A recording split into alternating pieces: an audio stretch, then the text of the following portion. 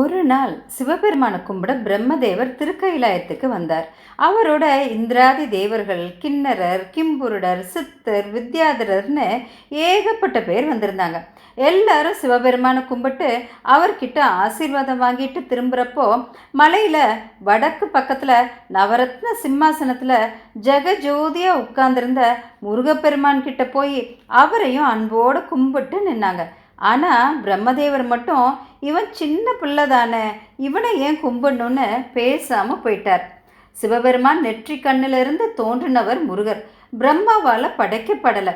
அதனால் தானும் சிவபெருமானும் ஒன்று தாங்கிறத உணர்த்த பிரம்மதேவரை கூப்பிட்டார். பிரம்மதேவரும் கந்தவேல் கிட்ட போய் அகங்காரத்தோட கையை எடுத்து கும்பிட்டும் கும்பிடாதது மாதிரியும் அறக்குறையாக நின்னார். முருகர் அவரை நீங்கள் யாருன்னு கேட்க, நான் படைக்கும் தொழில் செய்கிற பிரம்மதேவர்னு சொன்னார். அப்படின்னா உங்களுக்கு வேதம் தெரியுமான்னு கேட்டார் முருகர். தெரியும்னார் பிரம்மதேவர். அப்படின்னா ரிக்வேதத்தை சொல்லுங்கன்னு முருகர் கேட்க, ஓம்கார மந்திரத்தோட சொல்ல ஆரம்பித்தார் பிரம்மதேவர். உடனே முருகர் அவரை நிறுத்தி ஓம்ங்கிற பிரணவ மந்திரத்தோட பொருளை சொல்ல சொன்னார். பிரம்மதேவர் முழிச்சார். தனக்கு தெரியாதுன்னு ஒத்துக்கிட்டார். உடனே முருகர் தன் வீரர்களை கூப்பிட்டு பிரம்மதேவரை கந்தகிரி சிறையில் போட சொன்னார். படைப்பு தொழில் நின்று போச்சு. ஒரு கையில் ருத்ராட்ச மாலையோடையும் ஒரு கையில் கமண்டலத்தோடையும் மற்ற 2 கைகள் அபயஹஸ்தமாகவும் வரதஹஸ்தமாகவும் 4 திருக்கைகளோட ஒரு முகத்தோடையும் எழுந்தருளி முருகப்பெருமானே படைப்பு தொழிலை செய்ய ஆரம்பித்தார். படைத்தலோட காத்தல் அழித்தல்னு 3 தொழிலையும் செய்ய ஆரம்பித்தார். இது பல தேவ வருஷங்கள் தொடர்ந்துச்சு. அவர் படைச்ச ஆன்மாக்கள் புண்ணிய வடிவமாக இருந்துச்சு. உலகத்தில் பாவங்கிறது கொஞ்சமும் இல்லை. எல்லா இடத்துலையும் மெய்ஞானம் நிறைஞ்சு இருந்துச்சு. சிவ மனம் கமிழ்ந்துச்சு. பிரம்மதேவர் சிறையிலேயே நிறைய வருஷங்கள் தவம் புரிஞ்சு திரும்பியும் படைப்பு தொழிலை அடைஞ்சார். இவ்வளவும் நடக்கிறதுக்கு முன்னாடி முருகர் பிரம்மதேவரை சிறையில் அடைச்சதும் மற்ற தேவர்கள் எல்லாரும் சிவபெருமான் கிட்ட முறையிட்டாங்க. அவரும் முருகரை கூப்பிட்டு விசாரிச்சார். உனக்கு அதோட பொருள் தெரியுமான்னு கேட்க, பாலகன் முருகன் தெரியும்னு சொல்ல, எங்கே சொல்லு பார்க்கலாம்னு ஈசன் கேட்டார்.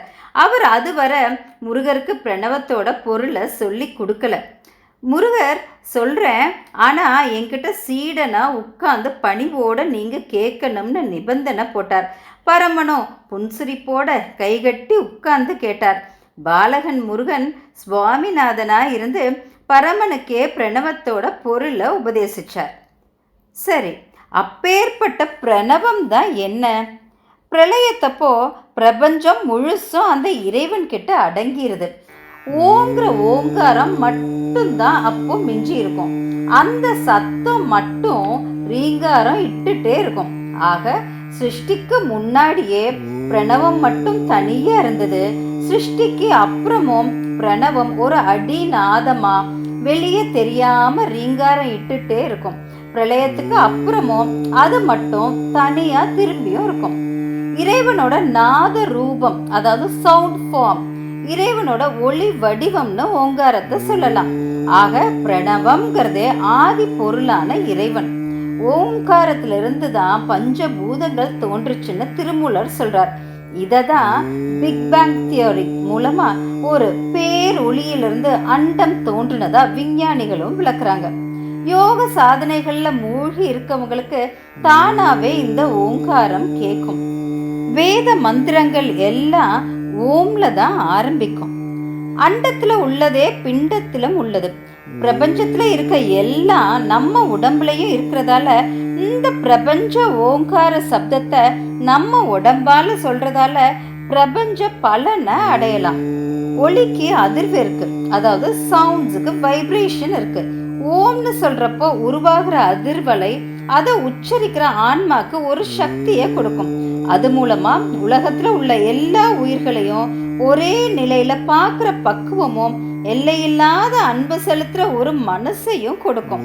ஓம்னு சொல்றதால ஏற்படுற அதிர்வு இந்த பிரபஞ்சத்துல அடிநாதமா ஒழிச்சிட்டு இருக்க ஓங்கார அதிர்வோடு சேர்ந்து நமக்குள்ள இருக்க ஆத்மாவை பிரபஞ்ச சக்தியோட இணைக்கும். ஒரு தடவை இந்த இணைப்பு ஏற்பட்டுச்சுன்னா அது பல ஜென்மங்களுக்கும் நிலைச்சு இருக்கும். இதனால நமக்கு எந்த கஷ்டமும் வராது, அல்லது எதுவுமே கஷ்டமா தெரியாது.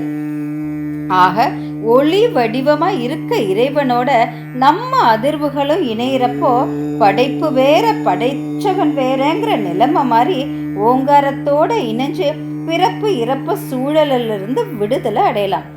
ஓம்காரம் ஒரு பிராணாயாமாவும் கூடாது.